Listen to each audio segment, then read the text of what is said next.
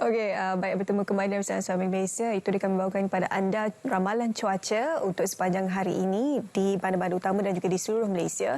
Bukan sahaja cuaca di Malaysia, malah cuaca emosi para wanita di luar sana juga turut terganggu sejak beberapa hari kebelakangan ini disebabkan oleh beberapa isu yang bersangkut paut berkenaan dengan sistem kekeluargaan.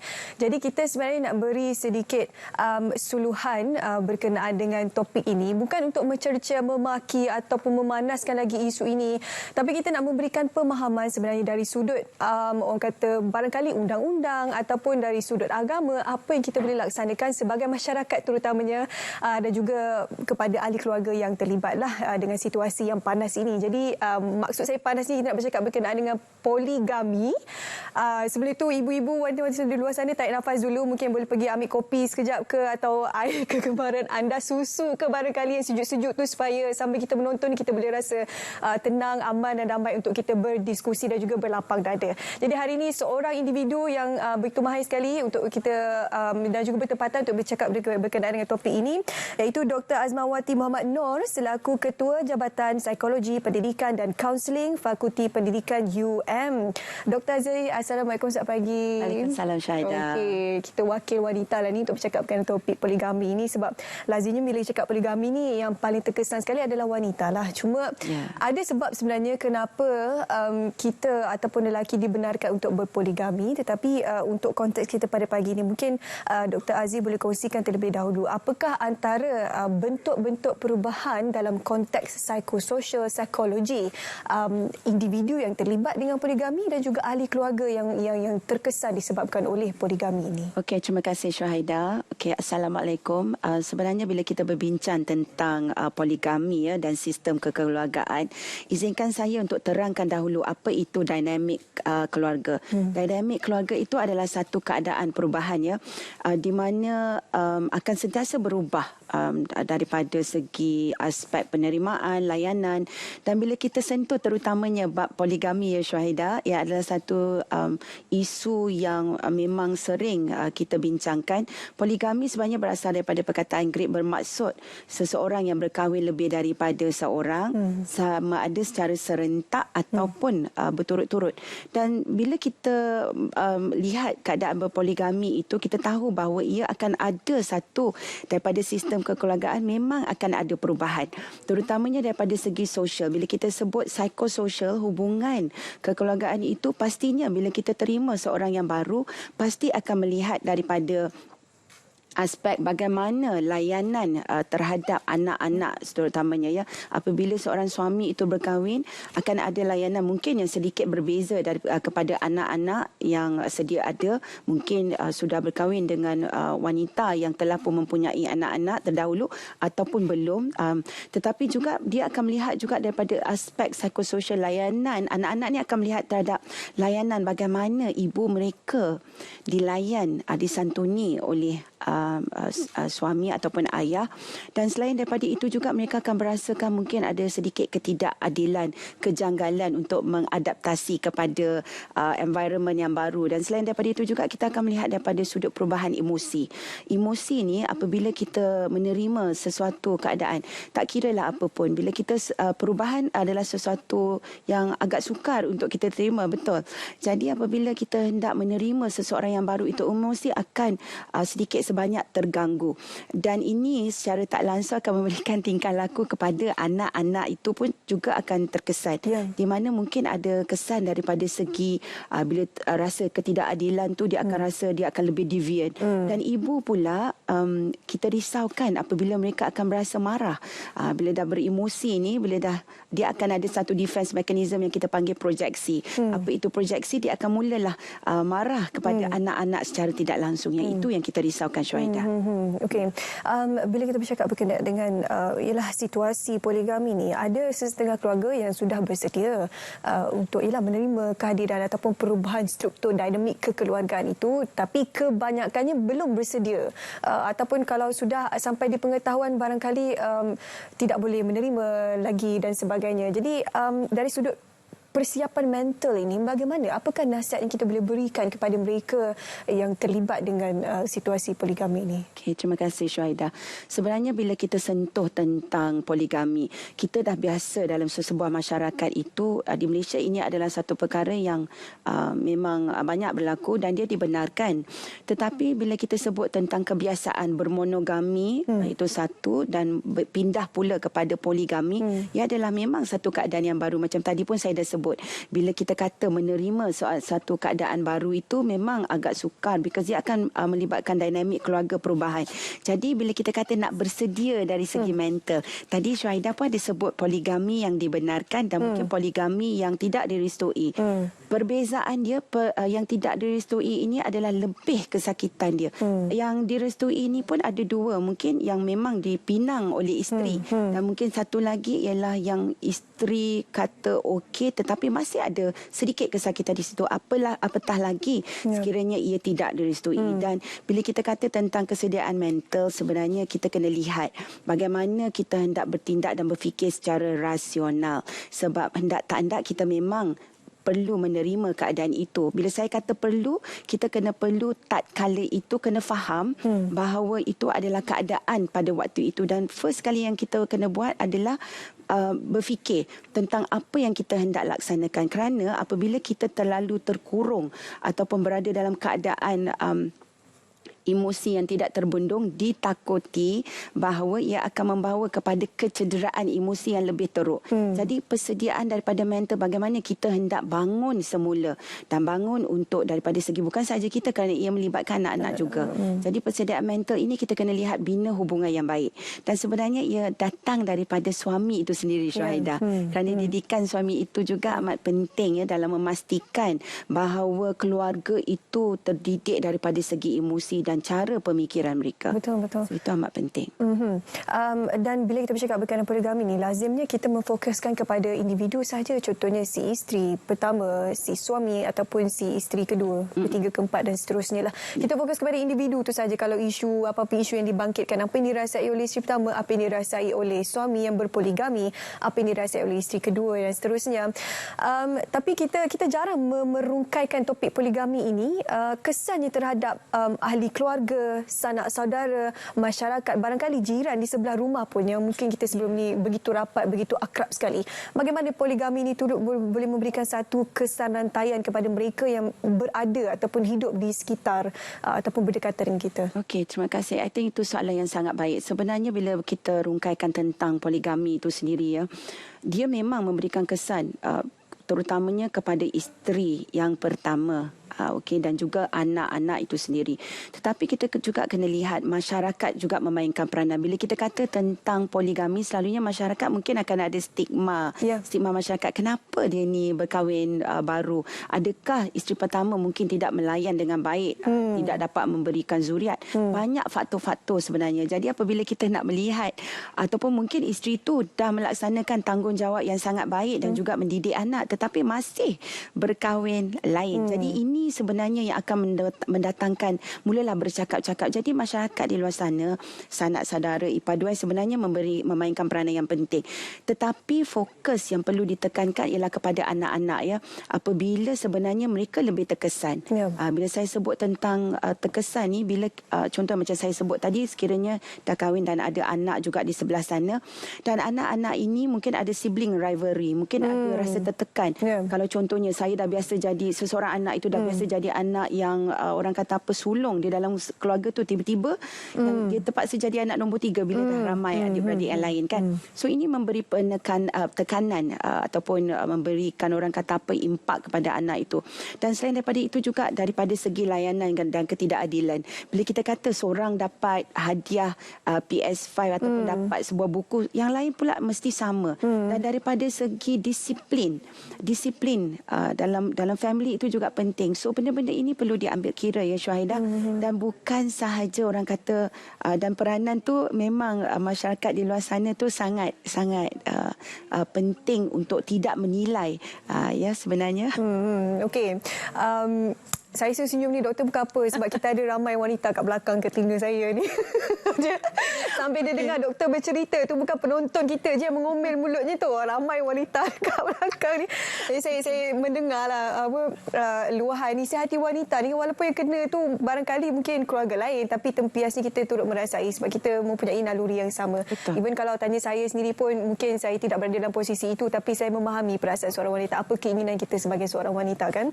Okey, kesan-kesannya kepada anak-anak ini, bagaimana kalau kita boleh panjangkan lagi perincian dengan lebih lanjut kan doktor, bagaimana kesannya terhadap anak-anak, terutama anak-anak yang sedang meningkat dewasa, yang dah besar ni tak apa, mungkin dia ada kematangan emosi untuk berfikir dengan matang keadaan keluarga mereka, dinamik mereka yang dah berubah, ibu bapa mereka ada pertambahan ahli keluarga dan sebagainya, tapi anak-anak yang sedang membesar ini mereka tidak ada kematangan emosi. Jadi apa yang akan jadi kepada anak-anak kecil ni terkala mereka sedang membesar dan keluarga sedang berlakunya perbalahan, pergolakan di luar kawalan? Itulah Syahidah, seringkali bila kita kata anak-anak kecil ni mereka lebih resilient, mereka boleh tangani dengan lebih mudah sebab mereka kecil, mereka tak faham. Tapi sebenarnya mereka kehilangan seorang ayah. Okey, mereka dah biasa ada papa, ada daddy, ada apa lagi walid di rumah tu, tapi tiba-tiba ayah tak ada.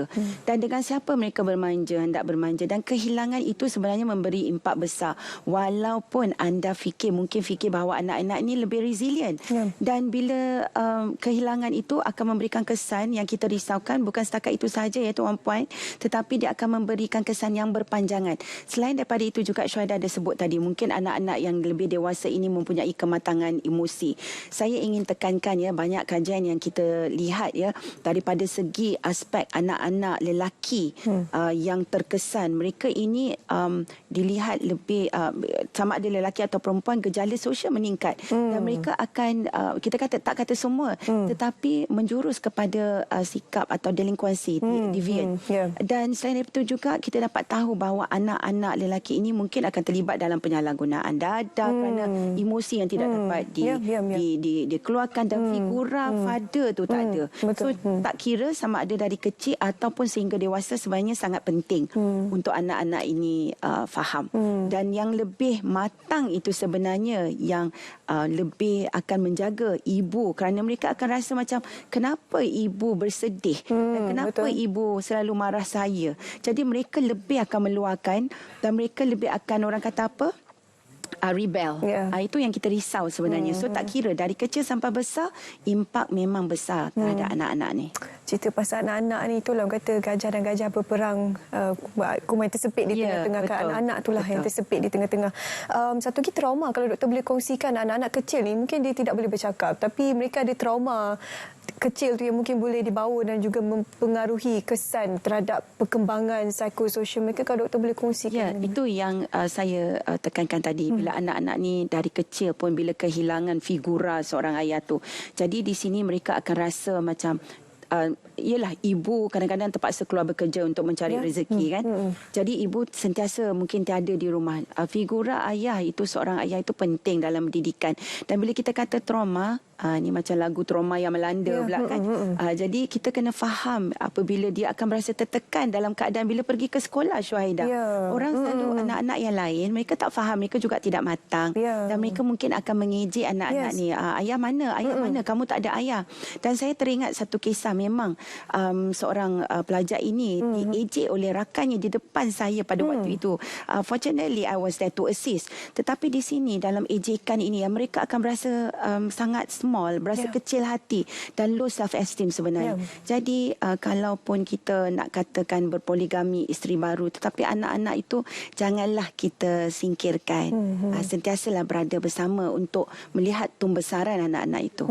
Tapi itulah orang kata, bila ada pembahagian atau perpecahan tanggungjawab ini, tanggungjawab sebagai seorang ayah itu tidak boleh dilunaskan secara penuh jika nak dibandingkan dengan monogami. Kan doktor, walaupun mungkin si ayah berkata saya boleh berlaku adil dari sudut kewangan dan sebagainya, bagaimana dari sudut emosi, because secara fizikalnya dia perlu bahagikan waktunya, masanya.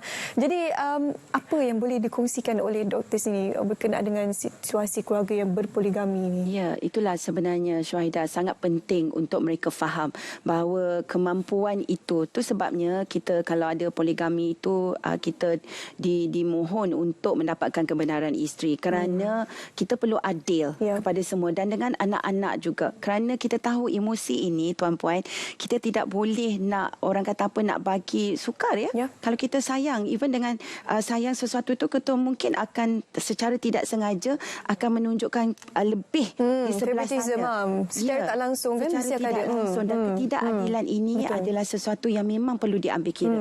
Jadi saya hendak sarankanlah sebenarnya untuk kita bersama-sama lihat tahap kemampuan kita. Kemampuan untuk berlaku adil, kemampuan untuk memberi nafkah zahir batin dan juga emosi dan adil. Dan sebenarnya bila kita kata tentang keadilan ini, ia bukan sahaja daripada segi nafkah ya, tetapi daripada segi didikan. Didikan sebenarnya. Okey, bila kita cakap berkenaan dengan poligami ni ialah kesan mental itu akan ada. Bagaimana kita nak bandingkan adakah tahap kepayahan ataupun peratus tekanan yang ada untuk keluarga yang terpaksa ataupun sukarela menghadapi poligami ini, kita boleh samakan dengan situasi-situasi ataupun tekanan hidup yang lain. Macam contohnya tak ada kerja ataupun mungkin kerja gaji rendah, gaji kecil, kerja dalam bidang tak sepatutnya, bagaimana doktor? Okey, terima kasih Syahida. Sebenarnya bila kita bincang tentang faktor bagaimana penerimaan seseorang, itu yang kita kata tadi dinamik keluarga perubahan. Dan bila kita sebut tentang tekanan itu adalah bagaimana seseorang itu menerima tahap keupayaan mereka untuk menerima. Tak kira lah macam saya explain tadi, tak kira sama ada poligami itu dibenarkan atau tidak dibenarkan. Sebenarnya dia bergantung, tahap penerimaan itu bergantung kepada seseorang. Memang suka, yang tidak direstui ni memanglah lagi suka ya Syahida. Tetapi tekanan itu yang kita risaukan sekiranya tidak dibendung daripada segi aspek emosinya, daripada segi aspek cara berfikir, pemikiran dan akan dizahirkan melalui tingkah laku. Sekiranya ini tidak dapat dibendung, ia akan memberikan tekanan. Kalau Syahida nak kata sama atau tidak, ini sebenarnya macam saya explain tadi, dia subjektif dan dia bergantung kepada seseorang. Cuma itulah bila kita katakan tentang emosi ini, selalunya manusia ini terkesan, dan bila mereka terkesan, mereka akan duduk dalam tu lama dan mereka tidak dapat berfikir dengan rasional untuk keluar daripada jurang emosi yang memerangkap mereka ini. Jadi pemikiran yang rasional itu sangat penting. Sebenarnya saya juga nak kongsikan kalau boleh sedikit tips ya Syahida. Kalau boleh kita sebenarnya pada wanita di luar sana, yang paling utama ialah kita kena fikirkan tentang tips untuk self care. Sejak berapa lama sudah yang kita tidak menjaga diri kita sendiri. Kita dah memberikan banyak pengorbanan dan mungkin anda di luar sana yang perkahwinan tidak direstui ini merasakan diri anda tidak dihargai. Sebenarnya kita kena bermula dari diri kita sendiri, hargai diri kita sendiri dan kemudian daripada itu berfikir secara rasional dan ambil tindakan yang rasional. Kerana poligami ini macam saya katakan tadi, dia bukan sesuatu yang tidak dibenarkan. Sekiranya dapat dilaksanakan dari didikan suami yang hebat dan baik itu, poligami ini mungkin boleh menjadi sesuatu yang indah. Betul. Dan sebenarnya poligami ini juga tujuannya adalah untuk membantu wanita yang susah di luar sana. Itu tujuan asal poligami. Cumanya mungkin sekarang ini di dunia moden ini definisi poligami itu sedikit orang kata luntur jika nak dibandingkan tujuan asal kita semua dibenarkan untuk berpoligami.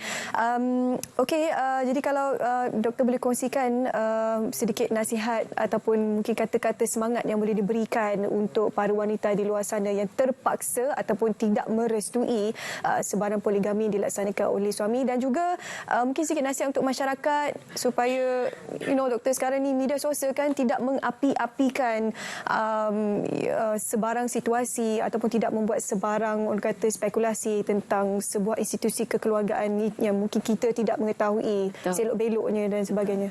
Terima kasih Syahida. Sebenarnya bila kita sebut tentang masyarakat di luar sana, mereka memang sentiasa akan bercakap dan tidak semestinya masyarakat itu satu memberikan bayangan yang buruk. Sebenarnya kalau kita lihat trend yang terkini pun kita lihat masyarakat sangat supportif ya kepada wanita-wanita yang sedang melalui fasa kesusahan ini.